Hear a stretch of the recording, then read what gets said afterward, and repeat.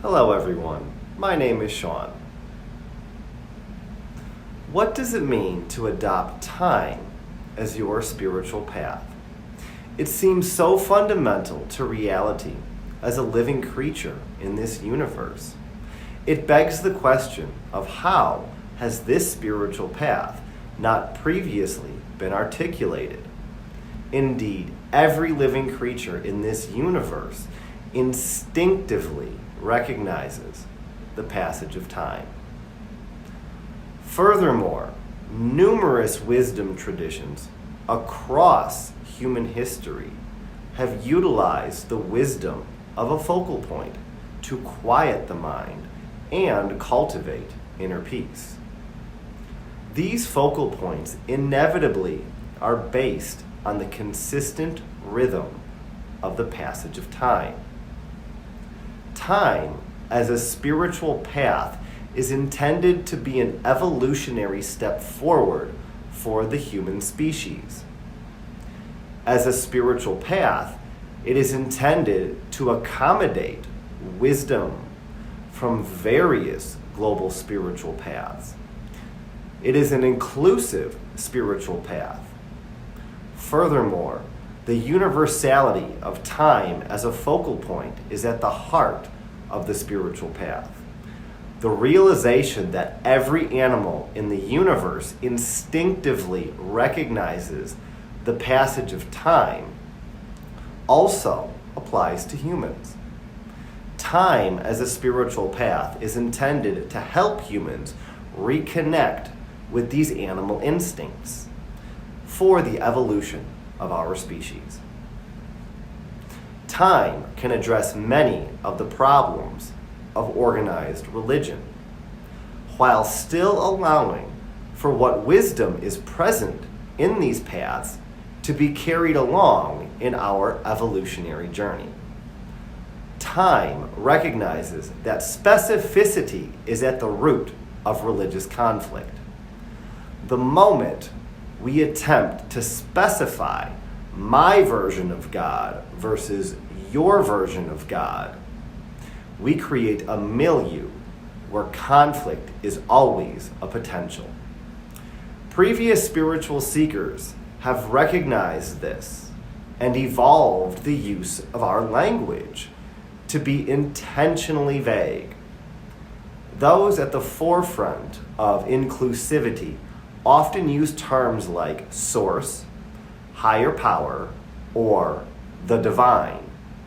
These three terms represent three distinct angles of approach for our spirituality as living creatures. The angle of source shows us the importance of prerequisite knowledge. We recognize that there is something more fundamental than us, which gives rise to our state of manifestation. That source serves as prerequisite knowledge for our very existence. The angle of higher power reminds us that there is always something greater than us as individuals. We are always subject to forces more powerful than we are, with time being the most fundamental and obvious. When we find harmony with that higher power, we bring happiness into our lives. The angle of the divine reminds us of the importance of having something we consider sacred with which we can connect. Time is an evolutionary step forward as it merges these three angles into a single approach that is both inclusive and specific. Previously, our species had to be either inclusive or specific. If we chose to be inclusive, we may have less ability to organize with others, and we may find ourselves using terms like source, higher power, and the divine. Those who chose to be specific did so at the expense of excluding those with differing perspectives. Time is inclusive as it merges the three aforementioned angles of source, higher power, and the divine.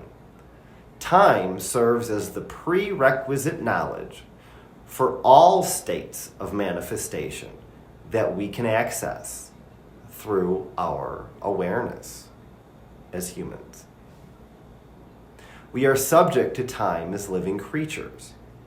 We recognize this instinctively, and that which is manifest in the present moments of our lives is also subject to time. Time serves as a higher power. It is the fundamental force of reality. Everything that we can access as living creatures is subject to time. We do not control this fundamental force of reality, so it always can be seen as a higher power. Time serves as a sacred phenomenon. As we learn to rest our minds on its passage, we cultivate inner peace. The power of time to give us inner peace is what makes it a sacred phenomenon, in addition to it giving rise to our very existence. Furthermore, time is a universal focal point. It can serve as the basis for a universal spirituality. As time is a universal focal point, it can incorporate wisdom from any spiritual path. We recognize that bringing peace to one's awareness is inevitably linked to an awareness of the passage of time.